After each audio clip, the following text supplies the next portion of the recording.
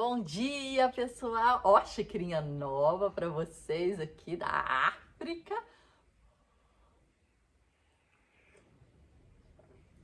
Uh, tá muito frio aqui no Rio de Janeiro. As más línguas vão falar que não está, que tá, sei lá, 18 graus. Mas aqui em casa, meu filho, a mão tá gelada, o casaquinho tá preparado, o cafezinho tá aqui posto aqui na frente. Estamos preparados. O carioca sofre com 20 graus. Bora lá? A gente parou no meio, né? Então eu tive um compromisso, eu tive que sair, mas a gente gravou. É um vídeo de 19 minutos, até foi a nossa média mesmo aí. Mas eu não consegui terminar o capítulo. Esse subcapítulo. Então eu vou continuar aqui, página 101, aqui, ó. E o que é mais traiçoeiro, tá? Então aqui, ó. Tá bom? A gente tá no capítulo aqui, ideias e técnicas. Estamos chegando quase ao finalzinho, aos finalmente. É um livro muito pequeno, é um livro que é legal você até reler ou rever os nossos vídeos aqui, né? Frente, ouvir, né? Frente aos nossos insights. Mas que ele falou de coisas muito interessantes. É engraçado, né? Esses livros, tipo esse também, capítulos estruturados, em capítulos curtos, né? Aqui teve mais um encadeamento de ideia, um pouquinho, né? Foi evoluindo entre o que é resistência, como ela funciona, depois como combater, né? Teve esse fio lógico, né? Mas tem livros que não tem um fio lógico em si. Por exemplo, a gente leu um livro há um tempinho atrás, não sei se eu vou encontrar ele aqui. Ele veio pela Grow Livros, quando eu assinava. Ele é do Seth Godin e se chama Na Prática. Aqui, achei. Na prática, esse livro aqui é o seguinte. Para quem segue o Seth Godin, que é um guru de marketing, sabe que ele manda e-mails diários há mais de 10 anos. E eu assino é gratuito, eu assino essa newsletter dele, não sei como é que fala.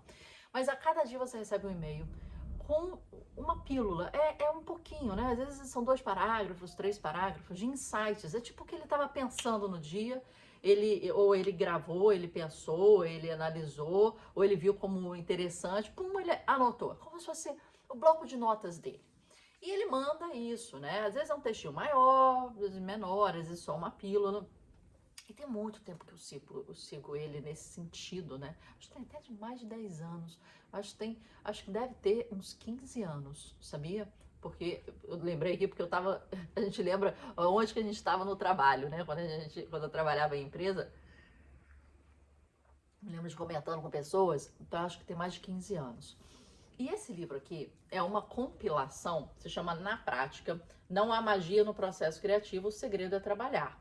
Ok, isso aí, né? Até aquela frase batida fala, né? Que é X% de inspiração, X% de transpiração. Ok, não falou mágica. Entregando um trabalho criativo. Autor de Tribos e Isso é Marketing, Seth Godin, Alta Books. Alta Books sempre muito bom para livros nesse sentido, uma editora que eu gosto muito. O trabalho criativo não vem com certificado de garantia, mas há um padrão que para quem tem sucesso e quem não tem. E se envolver na prática consistente em busca dele é o melhor caminho a seguir. Então aqui falou de constância, aqui falou de trabalho, então tá falando sobre isso. Mas são capítulos curtos, que são os e-mails dele, que foram selecionados aqui, e-mails que tem essa pegada que fala de processo criativo. Mas aí o que acontece? Interessante. Você está pegando, eles chamam em inglês picking the brain. Você está pegando o cérebro de uma pessoa super bem posicionada, né? De credibilidade, inteligente e tal. Interessante por isso. Só que aqui ele dá pílulazinhas. Eles chamam em inglês nuggets. Pílulazinhas sabe, de insights. E não aprofunda. Ao mesmo sentimento, eu tenho aqui, né? Cadê o livro? Com esse aqui. E tive também com o Steven Pressfield. E principalmente tive também com o ato criativo. Que não sei onde que tá agora, mas o ato criativo foi basicamente isso. capítulos curtos de insights. Esse livro, ele pode funcionar muito bem, principalmente, primeiro, para a pessoa que não tem costume de ler, porque fecha o assunto ali, 10 minutos você lê, ou menos até você lê um capítulo 2, você sai com um insight e é interessante. Agora, para quem quer algo mais profundo, esses tipos de livro, eles não adentram, eles são mais gerais. E eu sinto que esse aqui, ele é muito interessante, mas ele fica nessa história de pegar alguns assuntos, por mais que eu ache até mais densos do que os outros que eu citei, mas ele não adentra tanto, entende? E aí a gente vem naquela teoria do T, né? A gente tem uma vasta gama de conhecimento, mas a gente precisa se aprofundar numa muito profundamente e em algumas menos. Então, essa régua é o que fala aquele livro, né? Generalistas, né? Cadê o livro aqui? Calma aí, gente. Não tem. Não tô achando livros hoje, minha gente. Eu reorganizei aqui e não tô achando. Mas ok, é aquele livro que fala se os generalistas, eles são mais coisas do que os objetivistas, né? Aquela coisa assim. Vamos deixar pra lá, pra gente não perder tempo aqui. Resultado, o generalista é muito mais importante do que o especialista. Então, quer dizer, nessa sua régua, a sua base do T, ela tem que ser vasta e grande. Só que você tem que ter um tesão, né? Tá aqui, e um tesão. Só que essa descida, ela tem que ter outras, que não tão profunda quanto essa, mas tem que ter outras, né?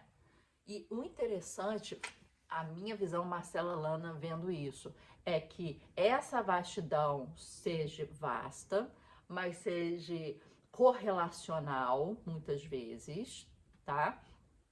Que esse tesão seja muito profundo, mas que tenha pelo menos 4. Então, quer dizer, o tesão vai muito fundo. Então, quer dizer, a minha área, qual é o meu tesão? A minha área, ela é arte. Técnica criativa, processo criativo e arte. É isso que a gente fala aqui na comunidade, no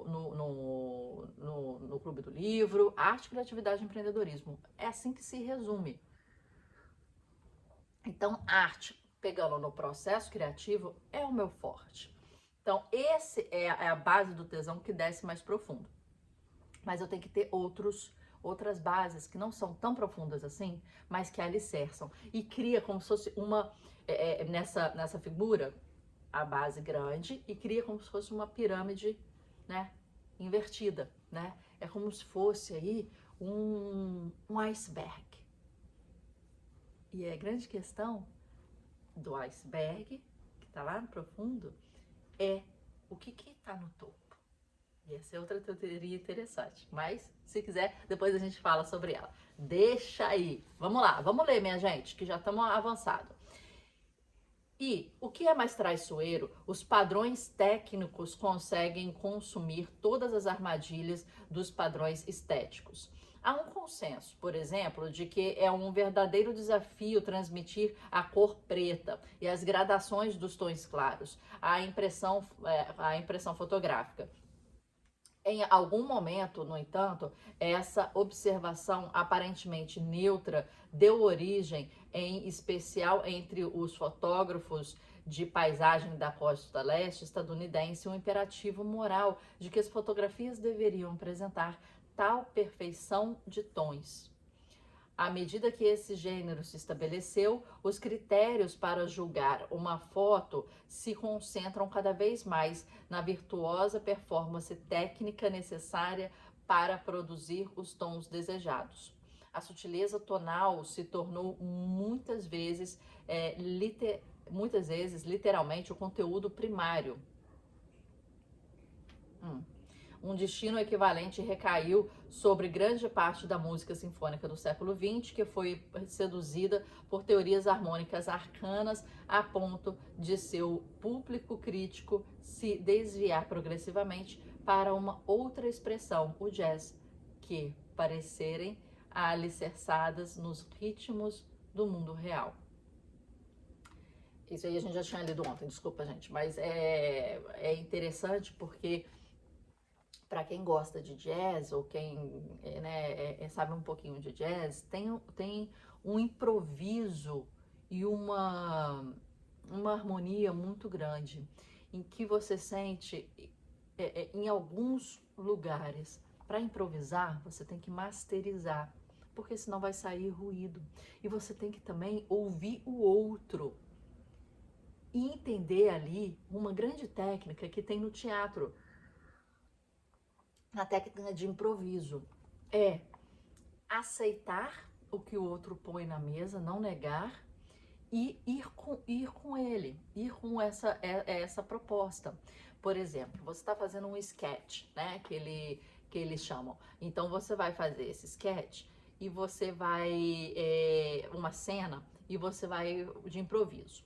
Então, como é que você vai pensar inicialmente? Você vai pensar assim: qual o conflito? Primeira coisa.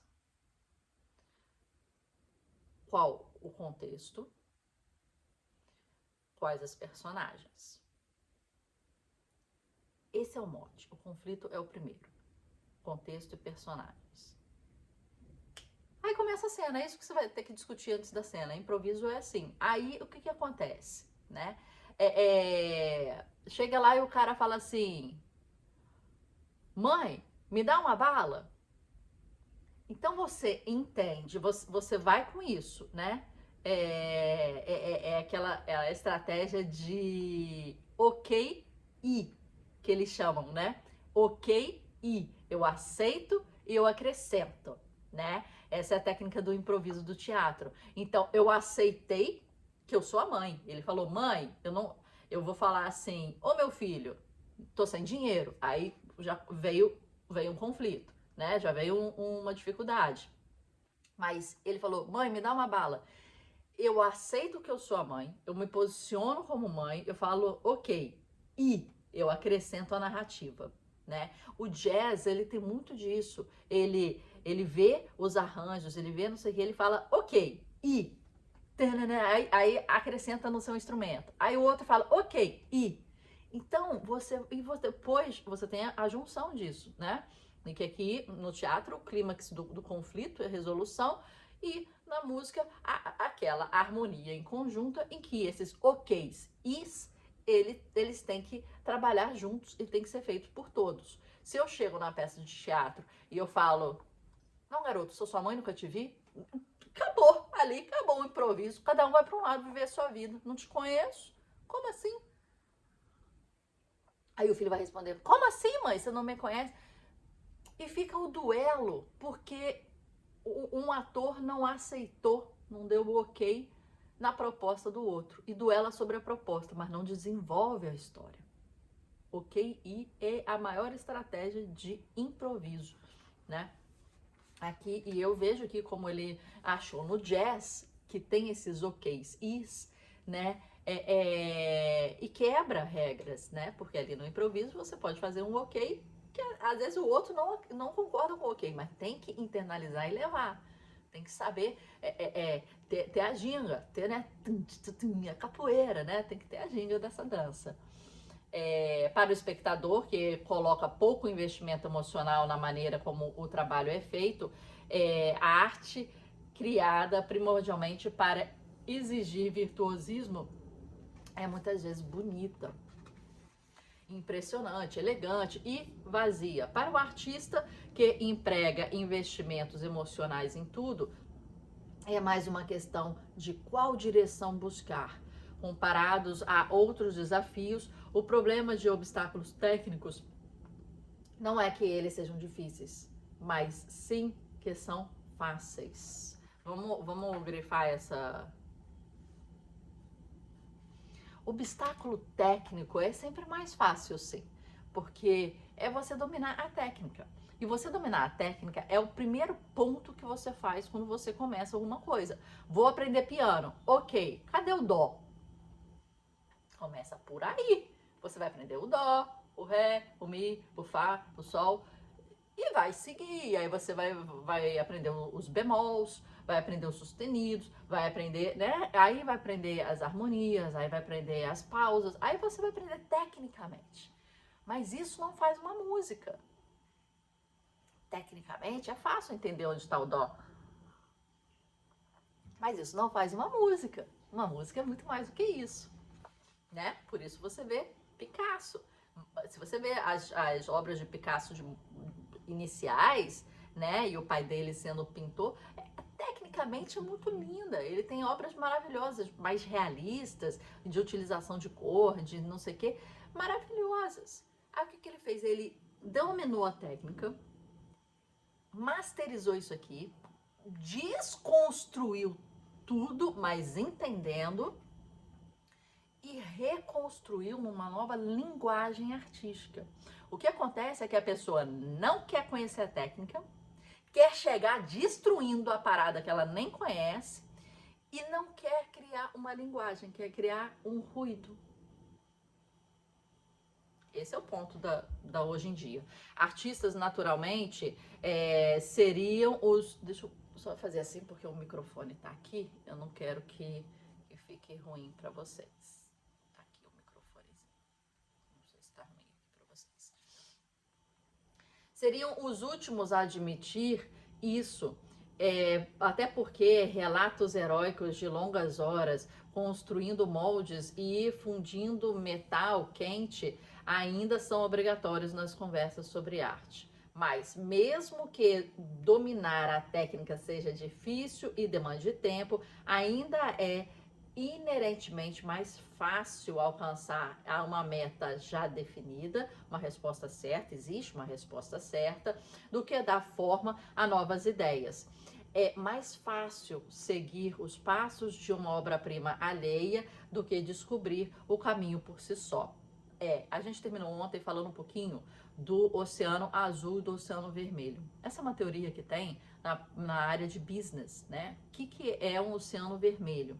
É um oceano tão sangrento, o vermelho de sangue, que, entre aspas, os animais lá daquele ecossistema, eles já brigaram, eles já se engalfinharam, eles já se debateram, eles já competiram, e aquilo ali tá tão sangrento porque há muitos players, há muitos concorrentes, há muita gente, não tem espaço, respiro, que até a água ficou vermelha, de sangue, de luta, de desgaste, né?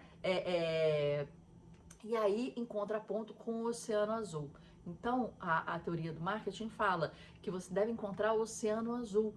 Que é isso? É o oceano nunca dantes navegados. E quando você desbrava no oceano azul, é claro que é muito mais difícil. Você tá ali, né? Imagina, antigamente aqui no Rio de Janeiro, meu pai fala que a Barra da Tijuca era um puro matagal. E para você ir surfar na Barra da Tijuca, você tinha que desbravar um matagal para chegar na praia e para poder ali estar isolado, sozinho e surfar.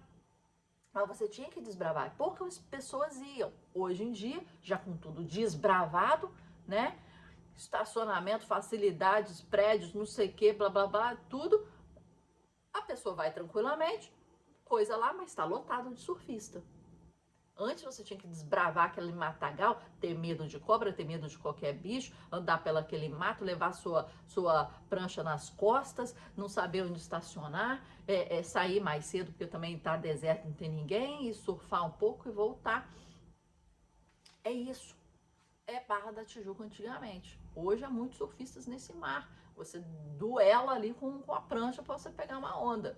Antes, você pegava sozinho, escolhia, ia na sua, ficava lá, boiando e curtindo. Mas quando você desbrava, muito mais perigoso, muito mais difícil, né? Mas também quando você faz e chega naquela praia, o mar é seu. O mar é seu, todas as ondas são suas. Tá aí a beleza disso. E tá aí aquela pergunta que foi feita antes também, se vale a pena, né? o nosso indicar, se a técnica fosse uma questão central da arte, nosso indicado para um museu de cera dos artistas famosos seria o prisioneiro da penitenciária de San Quentin, que passou 20 anos construindo uma réplica perfeita da Torre Eiffel com palitos de dente. Bem, sim, à sua maneira, mas foi bastante impressionante. Mas não é assim que funciona. Para simplificar, a arte que lida com ideias é mais interessante que a arte que lida com a técnica. Olha aqui. Eu concordo número, gênero e grau com isso e falo ainda mais. Eu gosto de ver arte realista, né? Você fica impressionado com a técnica. Você fala, nossa, parece real. Nossa, olha o detalhe. Olha como o cara masterizou a sombra. O detalhe da pele, o poro, a rua, o pneu. Parece que tá saltando, né? Da tela. Mas para por aí, minha gente. Pra mim. Entenda esse posicionamento como pessoal. Para aí, sabe? Fica na técnica. Você fala, nossa, muito bem pintado. Nossa, sabe trabalhar com pincel, com a cor, com o contraste, com a sombra, trabalhar com o realismo é muito difícil. É muito difícil em questão cromática. E o cara tem que bater palma para ele. Só que eu saio pensando isso. Eu não saio emocionada. Eu não saio diferente. Eu não saio tocada. Eu saio. Ok. Legal. Curti. Né? É interessante, mas não me move. E tá aí a diferença da arte puramente técnica, que eu lembro dessa arte realista, em que eu vou ficar impressionada com a técnica, e com a arte das ideias. E aí que Picasso veio, esse nosso exemplo de antes. Aí que Picasso veio. Ele desconstruiu tudo. Ele desconstruiu a forma, a cor, o traço, a proporção. Ele deu essa. E você chega lá, por mais que você não goste, você fala assim: caraca, o cara inaugurou movimentos artísticos. O cara estava à frente do seu tempo. E se você for muito lá atrás na história, o cara masterizava a técnica. Porque ele fez esse processo que a gente conversou. Conhecer a técnica, masterizar, dominar a técnica para destruí-la em uma nova proposta de linguagem artística. Se não vira ruído, se não vira